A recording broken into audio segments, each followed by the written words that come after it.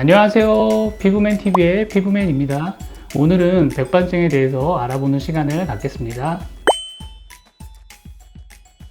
백반증은 피부 면역세포인 CD8 T세포가 멜라닌 세포를 파괴해서 피부에 탈색반이 생기는 자가면역 질환입니다.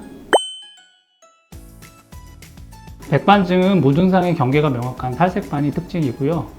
특히나 머리카락이나 눈썹에 하얀 털인 백모증이 발견돼서 오시는 경우도 있습니다. 백반증은 얼굴과 손발 같은 말단 부위, 팔꿈치나 무릎같이 뼈가 돌출된 피부 부위, 눈, 코, 입, 입술, 성기 같은 점막 부위에도 잘 생기고요. 그리고 백반증은 자주 상처가 있는 부위에 쾌부너 현상으로 잘 생기기도 합니다.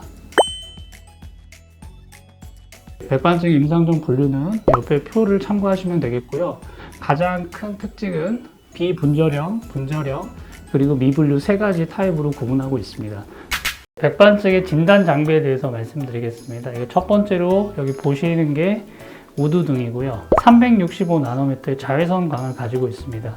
이 장비를 이용해서 백반증을 진단하게 됩니다. 어떻게 하는지 잠깐 보여드리겠습니다. 네.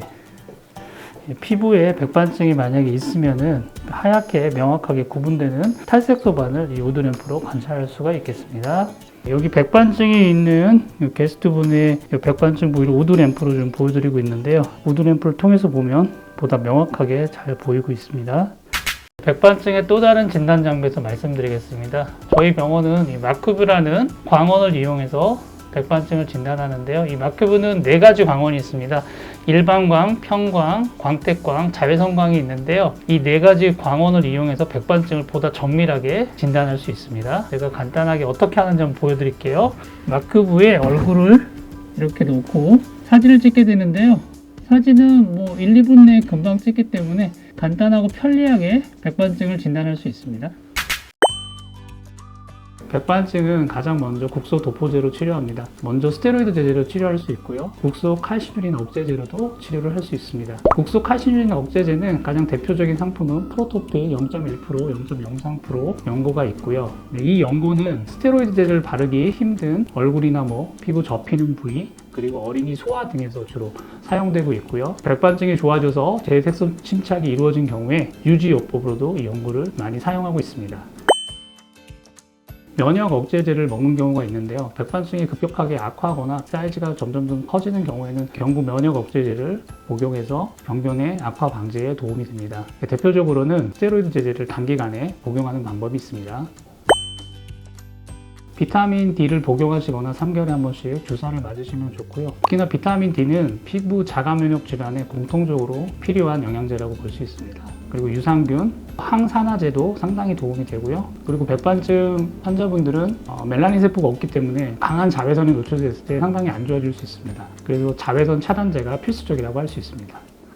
이 친구가 엑시모 레이저이고요. 저희 병원에서는 미국 엑스트레사에서 만든 벨로시티 엑시모 레이저를 가지고 백반증을 치료하고 있습니다.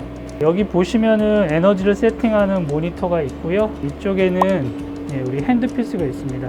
다른 엑시모 레이저는 고정형이어서 이동하기가 힘든데 이거는 되게 플렉서블하고 유연하기 때문에 신체 각 부위를 편하게 치료를 할 수 있는 게 가장 큰 장점이고요. 기존의 엑시모 레이저에 비해서 발사 속도가 2.5배 이상 빠릅니다. 그래서 넓은 병변도 빠르게 치료를 할 수 있는 게 가장 큰 장점이고요. 광선 치료에 비해서 전신에 불필요한 광선을 노출할 필요가 없고 백반증이 있는 피부 부위에만 치료를 하기 때문에 상당히 안전하고 부작용이 최소화시켜서 치료를 할 수 있는 게 장점입니다. 상당히 국소적으로 생기거나 얼굴에 생겼을 때는 이런 차단 쉴드를 이용해서 국소적인 병변만 시술을 할 수 있습니다. 다양한 사이즈로.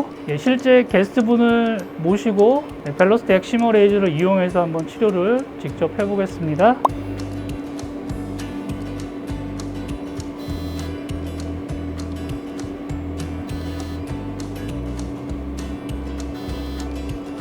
병변이 넓어 보이지만 워낙에 발생 속도가 빨라서 금방 빠르게 치료를 하시는 걸 볼 수 있습니다. 치료 후에는 즉각적으로 홍조가 보이지는 않고요. 몇 시간이 지나서부터 홍조가 보입니다. 치료 후에 정상적인 홍조 반응은 24에서 48시간 그 사이에 홍조가 유지됐다 사라지는 게 가장 좋은 정상적인 치료 홍조 반응입니다.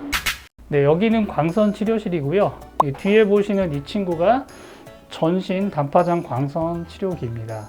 311나노미터의 파장을 갖고 있고요. 특히나 백반증이 몸통이나 팔다리 이런 데 넓게 분포하는 경우에는 이 친구를 이용해서 치료를 할 수가 있습니다. 그러면 어떻게 하는지 간단하게 보여드리겠습니다. 네, 이렇게 보 2건을 쓰시고요. 그리고 이 안으로 들어가시면 됩니다. 네, 이 안으로 들어가시면 여기 보시다시피 이 자외선 치료 램프가 상당히 많습니다. 네, 그래서 치료를 받고자 하는 백반증 있는 병변 부위는 옷을 벗고 그 부위만 노출하게 되겠죠. 예, 그리고 그거를 쓰시고, 네, 이 아래에 있는 이 버튼을 누르시면은 밖에서 에너지를 세팅해서 치료를 해 드립니다. 한번 여기 광선이 쪼여지는 거를 한번 보여드릴게요.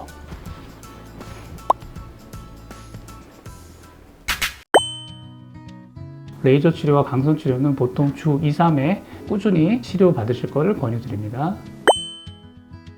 효과적인 만족스러운 그런 재색소 침착을 얻기 위해서는 최소한 9개월에서 12개월, 1년 정도는 꾸준히 치료하는 게 필요하고요. 치료를 하면 처음부터 반응이 나타나지 않기 때문에 치료를 어느 정도 하고 나서 반응이 판단하기 위해서는 최소한 6개월 이상 치료를 꾸준히 한 뒤에 반응을 평가할 수 있겠습니다.